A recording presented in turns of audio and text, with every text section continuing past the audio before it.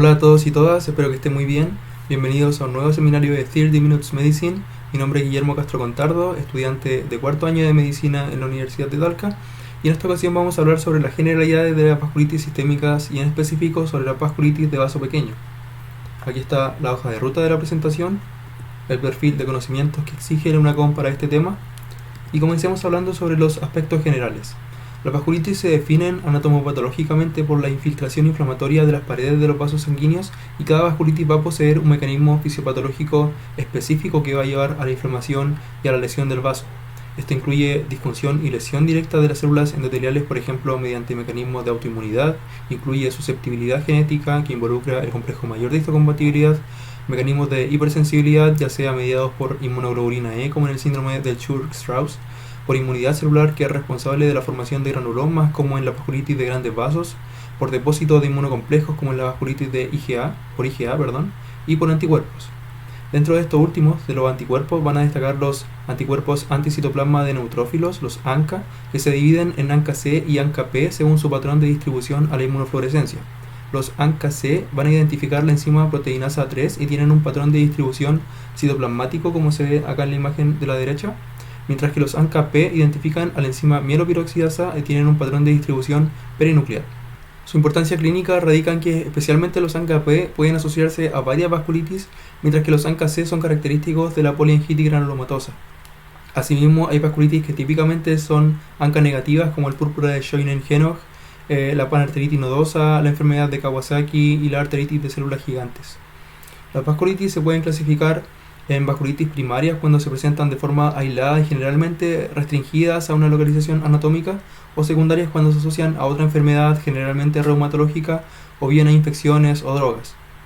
También se pueden clasificar según el tamaño del vaso al que afectan en vasculitis de vaso grande, de vaso pequeño o de vaso mediano. Las manifestaciones clínicas dependen de su etiopatogenia, que dijimos que era específica para cada tipo, el tipo de vaso y el órgano al que tributa ese vaso. En términos generales, debemos considerar una vasculitis, cualquiera de ellas, en presencia de síntomas constitucionales más inespecíficos derivados del compromiso inflamatorio sistémico, y todo esto asociado a una falla orgánica derivada de la lesión vascular propiamente tal. Entre los síntomas sistémicos, entonces, tenemos la fiebre, la fatigabilidad, la disminución del peso, mialgias, anorexia, con elevación de parámetros inflamatorios como la VHS y la proteína C reactiva. Estos son comunes a la gran mayoría de las vasculitis como manifestación inicial del cuadro, así que durante la presentación se va a hacer énfasis más que nada en la sintomatología y los hallazgos más específicos de cada vasculitis. Por otro lado tenemos manifestaciones vasculares como estenosis, isquemia, hemorragia en la forma de petequias, hemoptisis, hematuria, aneurismas, todo lo que lleva a falla de uno o más órganos con la expresión clínica que esto conlleva. Aquí vemos un esquema donde se ilustra la clasificación de la vasculitis según el tamaño del vaso al que afectan y su mecanismo fisiopatológico subyacente. Hoy nos convocan entonces las vasculitis de vaso pequeño, entre las que se distinguen las asociadas a ANCA, la poliangitis granulomatosa, la poliangitis microscópica y la granulomatosis eosinofílica con poliangitis, pero no se confundan, existen otras vasculitis que pueden presentar positividad a ANCA, pero cuando se habla de vasculitis asociadas a ANCA o abreviado BAA, se refiere específicamente a estas tres que por cierto se manejan de forma muy similar, por lo que vamos a revisar el tratamiento en conjunto después de ver las características clínicas de cada una. Por otro lado, también dentro de la vasculitis de vaso pequeño se incluyen las asociadas a inmunocomplejos, como son la vasculitis por IgA y la crioglobulinémica, que no será abordada en esta presentación. Partamos con la poliangitis granulomatosa, abreviada PAG. También es llamada granulomatosis de Wegener o granulomatosis con poliangitis. Es una vasculitis necrotizante granulomatosa. En promedio comienza a los 40 años de edad y tiene igual distribución por sexo. En cuanto a sus características clínicas, a menudo comienza con síntomas generales, la fiebre, mialgias, artralgias, y a esto se agregan manifestaciones en las vías respiratorias superiores, característicamente una rinosinusitis crónica de difícil manejo, con secreción nasal purulenta o epistaxis, úlceras mucosas que pueden ser dolorosas o indoloras, perforación del tabique nasal, lo que produce un hundimiento característico del dorso de la nariz, llamado deformidad en silla de montar, como se ve en la imagen de acá. O también puede manifestarse en la forma de otitis media. Las manifestaciones pulmonares van a incluir tos y hemoptisis, y a nivel renal se presenta con una glomerulonefritis que con frecuencia se manifiesta como una hematuria asintomática, o sea que solamente es demostrable con el sedimento urinario, pero eventualmente puede presentarse también como una glomerulonefritis rápidamente progresiva, o sea que es una glomerulonefritis asociada a una insuficiencia renal aguda. Esta asociación de compromiso renal con compromiso pulmonar configura lo que se conoce como síndrome riñón-pulmón y se encuentra con mayor frecuencia, además de la poliangitis granulomatosa, en la poliangitis microscópica, en la granulomatosis eosinofílica con poliangitis y en el síndrome de Goodpasture. Ahora, las alteraciones cutáneas incluyen púrpura palpable en extremidades inferiores, como se ve en la imagen, y existen alteraciones oculares como conjuntivitis, escleritis, uveitis, etc. Por último, también se presentan alteraciones neurológicas que tienden a ser de presentación más bien tardía, pero destaca la mononeuritis múltiple. Por último, otras alteraciones más raras ocurren a nivel del corazón, principalmente en la forma de pericarditis, úlceras gastrointestinales y úlceras urogenitales. En cuanto a su estudio, destaca la positividad de ANCA-C en el 80 al 90% de los casos. Eso significa que no es imprescindible. Hay un porcentaje de pacientes cercano al 10% que cursan con ANCA negativo y por lo tanto para fines diagnósticos el gold standard de la evidencia histopatológica de vasculitis, es decir, la biopsia que demuestre inflamación granulomatosa o en el caso de la biopsia renal, evidencia de glomerulonefritis pauci-inmune, es decir, sin depósitos inmunes característicamente. Por supuesto, además de la clínica, el diagnóstico se apoya de exámenes de laboratorio que evidencian hematuria con eritrocitos dimórficos, que es reflejo de la glomerulonefritis, y alteraciones de la función renal en circunstancias de una glomerulonefritis rápidamente progresiva, es decir, de una insuficiencia renal aguda. También puede desarrollar proteinuria en rango subnefrótico, así como anemia normocítica normocrómica. Los estudios imagenológicos, específicamente la radiografía y el TAC, son de utilidad para evidenciar rinosinositis crónica, así como cavidades y nódulos o infiltrados no migratorios en el pulmón. En las imágenes de la izquierda se observan dos nódulos pulmonares sobre la cúpula del hemidiafragma derecho. De hecho, hay uno de estos dos nódulos que está por posterior, estaría cavitado. Y también hay que considerar la utilidad del TAC para evaluar el compromiso sinusal y de la vía aérea superior, y de hecho en la imagen se ve una perforación del tabique nasal. Es característica la presencia de inflamación granulomatosa en la biopsia, como se ve en la imagen de la derecha, y una biopsia renal que no presenta depósitos inmunes, es decir, es pauci-inmune. En cuanto a su clasificación, el American College of Rheumatology propuso en 1990 una serie de criterios para la clasificación de la vasculitis. Ahora, algunos reparos al respecto es que, si bien estos criterios han sido utilizados ampliamente para el diagnóstico, originalmente no fueron pensados como una herramienta diagnóstica, por lo que carecen de la sensibilidad y la especificidad para ser usados como tales, así que tienen varias limitaciones, pero lo muestro de todas formas porque permiten hacernos una idea general, esquemática, de lo que debiésemos ir a buscar al enfrentarnos al diagnóstico de esta patología. Vemos entonces la presencia de inflamación nasal oral, con la úlcera, la descarga nasal purulenta, la radiografía que evidencia nódulos infiltrados o cavidades, el sedimento urinario que demuestra una microhematuria y la inflamación granulomatosa demostrada por la biopsia. Pasamos ahora a la poliangiitis microscópica, también abreviada PAM, que se describe como una vasculitis necrotizante que, a diferencia de las otras dos vasculitis asociadas a ANCA, se da en el contexto de la inflamación no granulomatosa y eso permite diferenciarla de la histopatología. Se da con mayor frecuencia en adultos mayores a 50 años y con predominancia por el sexo masculino. En cuanto a su clínica y estudio, es muy similar a la poliangitis granulomatosa, o sea, tiene la misma hematuria por compromiso renal, los mismos nódulos infiltrados pulmonares a la radiografía de tórax, el mismo compromiso neurológico, ocular y cutáneo, pero con tres características diferenciales fundamentales, y es que no tiene compromiso de la vía aérea superior, no hay evidencia de granulomatosis en la biopsia y con mayor frecuencia se asocia a ANCA-P positivo. En cuanto a la granulomatosis eosinofílica con poliangitis, abreviada HEP y también llamada síndrome de Churg-Strauss, se describe como una inflamación granulomatosa necrotizante pero con infiltración eosinofílica. Suele presentarse en pacientes de 40 años al diagnóstico aproximadamente y tiene predominancia por el sexo masculino, aunque esta diferencia es poco significativa, no es clínicamente importante, digamos. Se considera una de las vasculitis más infrecuentes, de hecho presenta una incidencia de cerca de 1 a 3 pacientes por millón de personas al año. En cuanto a su clínica e historia natural, la enfermedad progresa a través de distintas fases. En primer lugar, se presenta una fase prodrómica cuyo principal hallazgo es el asma, cuya instalación precede a la instalación de la vasculitis franca de la fase vasculítica por un promedio de 3 a 9 años, o sea, Se trata de un asma que se presenta en personas de entre 20 y 40 años de edad. Se acompaña frecuentemente de compromiso de la vía aérea superior en la forma de rinitis alérgica, pólipos nasales, etc. Posteriormente se desarrolla la fase eosinofílica, que se caracteriza por una eosinofilia periférica de más del 10% de la fórmula leucocitaria o más de 1500 eosinófilos por milímetro cúbico.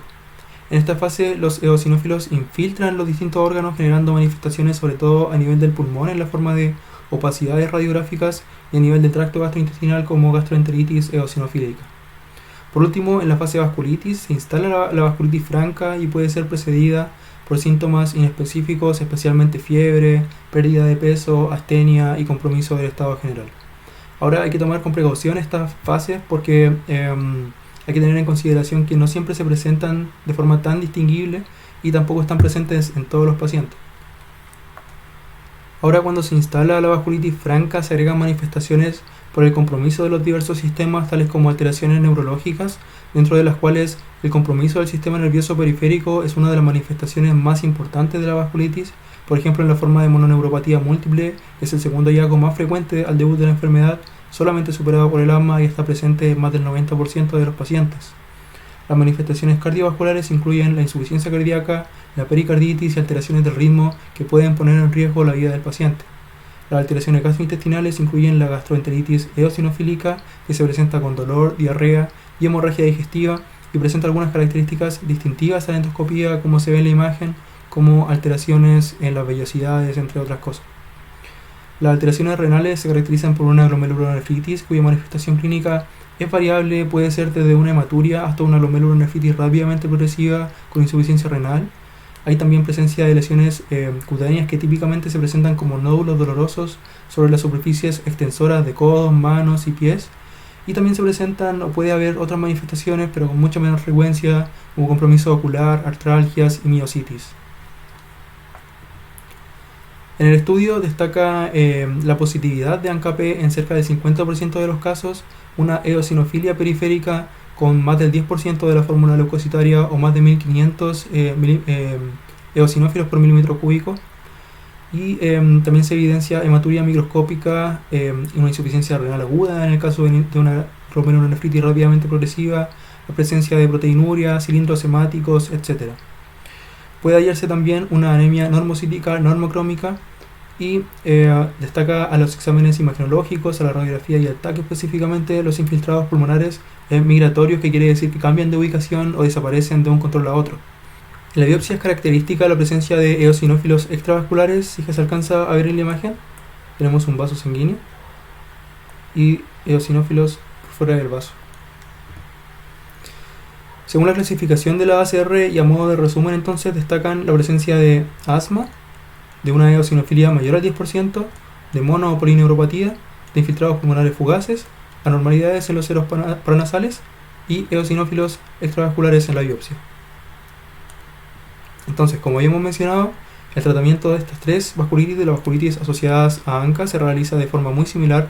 Y vale decir en primer lugar que existen varias alternativas para este tratamiento y la elección va a depender de los órganos involucrados, de la severidad de la enfermedad y de la salud general del paciente. Para esta presentación me basé en las recomendaciones de la Liga Europea contra las Enfermedades Reumáticas, EULAR, y a grandes rasgos podemos decir que el tratamiento se realiza en dos fases. Una fase cuyo objetivo es inducir la remisión en alrededor de 3 a 6 meses a través de una terapia intensa, y a esa fase le sigue una fase cuyo objetivo es mantener esta remisión, la fase de mantenimiento. La elección del tratamiento de inducción va a depender de si el paciente tiene o no una enfermedad que ponga en riesgo su vida o algún órgano. Eso se determina a través de distintas herramientas, distintas escalas que son usadas por el personal médico entrenado, y la verdad es que no vale la pena detallarla ahora, pero sí, para tener una idea de lo que evalúan, se podría considerar que un paciente es de riesgo cuando presenta una glomerulonefritis activa o una insuficiencia renal, cuando presenta hemorragia pulmonar, vasculitis cerebral, neuropatía progresiva o una mononeuropatía múltiple de instalación aguda, la afectación de meninges, patología retroorbitaria, escleritis, destrucción de tejido cartilaginoso u óseo y una hemorragia digestiva o enfermedad cardíaca secundarias a la vasculitis. Por lo tanto, si el paciente tiene riesgo de insuficiencia orgánica o muerte, se recomienda el tratamiento con glucocorticoides asociados a ciclofosfamida de elección o a rituximab, siendo este último preferido en situaciones de mayor riesgo de infecciones o en pacientes jóvenes que deseen tener hijos que deseen conservar su potencial reproductivo. Si el paciente, por otro lado, no presenta riesgo de insuficiencia orgánica o muerte, se recomienda el uso de glucocorticoides asociados a metotrexato de preferencia o bien a micofenolato de mofetil. Por último, para la fase de mantenimiento, se recomienda el uso de corticoides en dosis bajas por al menos 24 meses asociados a azatioprina o a rituximab o a metotrexato o a micofenolato de mofetil. Esto es porque, si bien la ciclofosfamida es el mejor inductor de la remisión, su toxicidad a largo plazo es muy alta, por lo que no puede ser utilizado como terapia de mantenimiento. Hablemos ahora sobre la vasculitis por IgA, también llamada púrpura de Schönlein-Henoch. Se describe como una vasculitis asociada al depósito de inmunocomplejos de inmunoglobulina A. Se presenta con mayor frecuencia en niños de entre 3 y 15 años, de hecho es la vasculitis más común en la infancia y el 90% de los casos son niños, con predominancia en el sexo masculino. En cuanto a sus manifestaciones clínicas, en la mitad de los casos comienzan 1 o 2 semanas después de una infección viral respiratoria o gastrointestinal, tras lo cual se instala una tétrada clínica de púrpura palpable, generalmente localizada en extremidades inferiores y precedida de un rash eritematoso. También incluye las artritis y artralgias, el compromiso gastrointestinal que se manifiesta como dolor abdominal tipo cólico en patrón de angina mesentérica, es decir, postprandial, a lo que se puede agregar náuseas y vómitos y hemorragia digestiva. La intususcepción es la complicación gastrointestinal más frecuente y se debe sospechar de ella en presencia de dolor abdominal agudo, severo o asociado a sangre en las deposiciones. Por último, el compromiso renal se manifiesta como una glomerulonefritis y hematuria y la principal complicación a largo plazo, por lo que en general requiere de un seguimiento donde se evalúe la función renal. Otras manifestaciones más raras, menos frecuentes, incluyen el compromiso pulmonar y neurológico, por ejemplo en la forma de crisis convulsivas, el compromiso escrotal y ocular. Ahora, la enfermedad presenta un curso más bien leve en niños. Estos niños suelen recuperarse completamente en pocas semanas o meses, mientras que en adolescentes y adultos el curso es más grave debido a que presentan mayor riesgo de desarrollar complicaciones renales, incluyendo la enfermedad renal crónica. Además, la intususcepción, a diferencia de los niños, es un hallazgo raro en adultos, así que esas son como las principales diferencias, que en adultos hay mayor riesgo de compromiso renal y la intususcepción es menos frecuente. Con respecto a su estudio, es una vasculitis típicamente ANCA negativa. El hemograma se caracteriza por un recuento plaquetario normal, así como los estudios de coagulación normales, lo que va a permitir diferenciarla de otras enfermedades que cursan con púrpura, como las púrpuras trombocitopénicas. Puede hallarse anemia normocrómica en el hemograma. El sedimento urinario puede mostrar hematuria, cilindros hemáticos y proteinuria, y los estudios imaginológicos están indicados principalmente en pacientes con síntomas gastrointestinales significativos y pueden evidenciar asas dilatadas, aumento del grosor parietal, hematomas e intususcepción, que recordemos que es la complicación gastrointestinal más frecuente.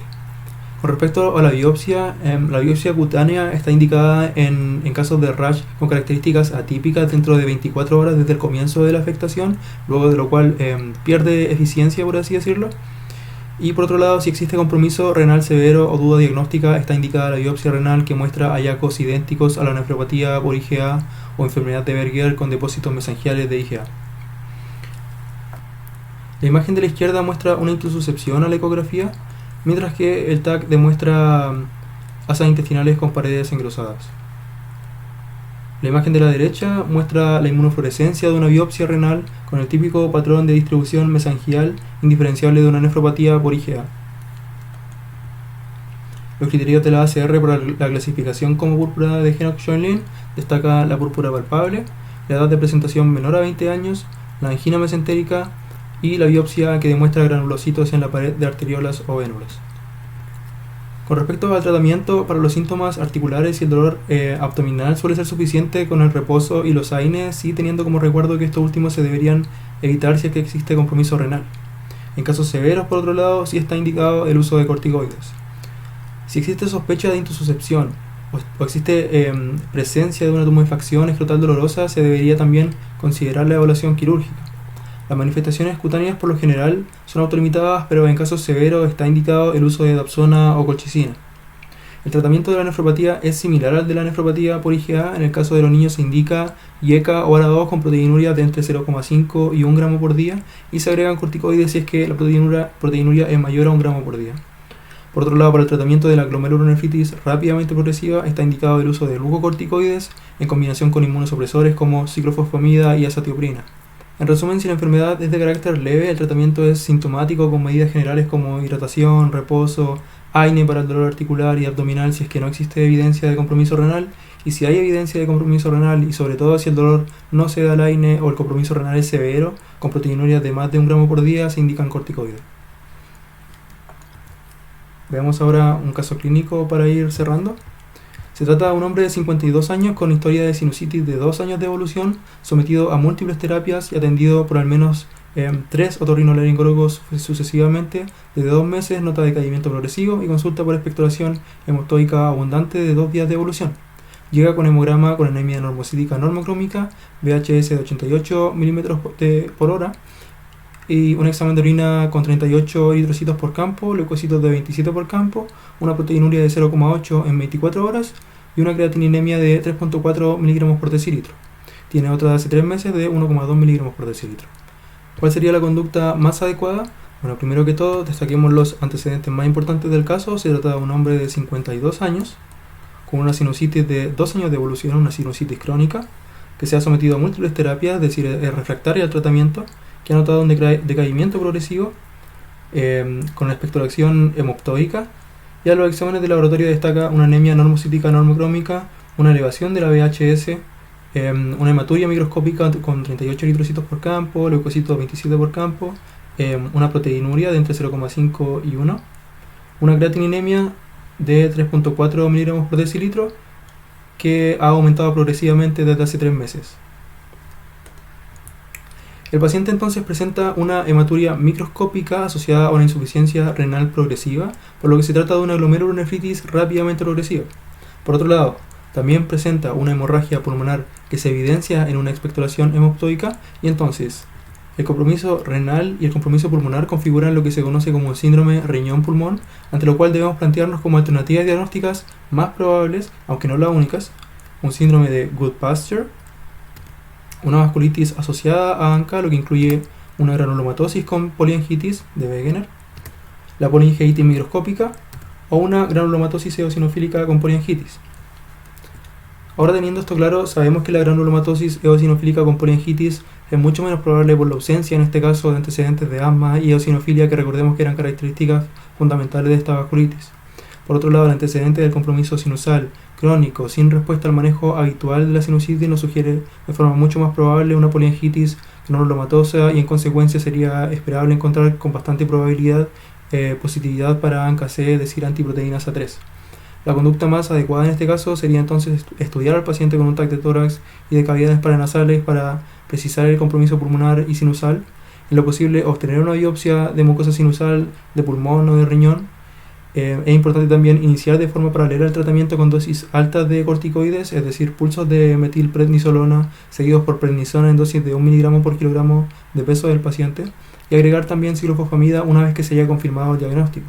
Hay que tener muy en cuenta que el inicio del tratamiento con corticoides es urgente, por un lado porque la hemorragia pulmonar y especialmente la capilaritis que subyace a ella puede ser potencialmente letal, y por otro lado porque la sobrevida de la función renal va a depender directamente de la precocidad con que iniciemos el tratamiento. Algo que no mencioné durante la presentación, pero que lo complemento ahora, es que la plasmaféresis puede ser útil en algunos casos y se debería considerar en pacientes con vasculitis asociadas a ANCA, con una creatininemia de más de 5,7 miligramos por decilitro debida a una glomerulonefritis rápidamente progresiva, o en pacientes con una hemorragia alveolar difusa severa. En este caso entonces la respuesta correcta era la D, diagnosticar síndrome riñón-pulmón, hospitalizar al paciente y pensar que lo más probable es que se obtenga ANCA-C positivo por una granulomatosis de Wegener. Ya para terminar entonces los take home points: la vasculitis se trata de un grupo heterogéneo de enfermedades, cada una con su etiopatogenia y sus elementos diagnósticos particulares, pero con una clínica que muchas veces se solapa, como es el caso de las vasculitis asociadas a ANCA. Las manifestaciones clínicas dependen de la fisiopatología y de la clasificación, por lo que es importante diferenciar las vasculitis según el tipo del vaso al que afectan, su mecanismo fisiopatológico, si son primarias, si son secundarias, etc. Las vasculitis asociadas a ANCA son un grupo de enfermedades con similares características clínicas y reciben un tratamiento en dos fases. La vasculitis por IgA, por otro lado, es la vasculitis más frecuente en la población infantil, se presenta con una tetrada clínica y tiende a ser autolimitada. Los antecedentes clínicos y epidemiológicos y los exámenes de laboratorio, especialmente el ANCA y las imágenes, son importantes para el diagnóstico diferencial de cada vasculitis.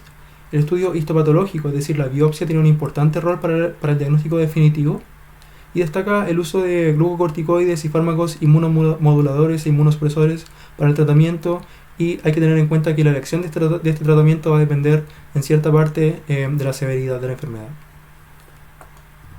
Aquí están las referencias. Y eso sería todo. Espero que les haya gustado, que hayan aprendido mucho. Va a quedar un correo acá por si les quedó alguna duda, no duden en contactarse. Y nos vemos en el próximo seminario.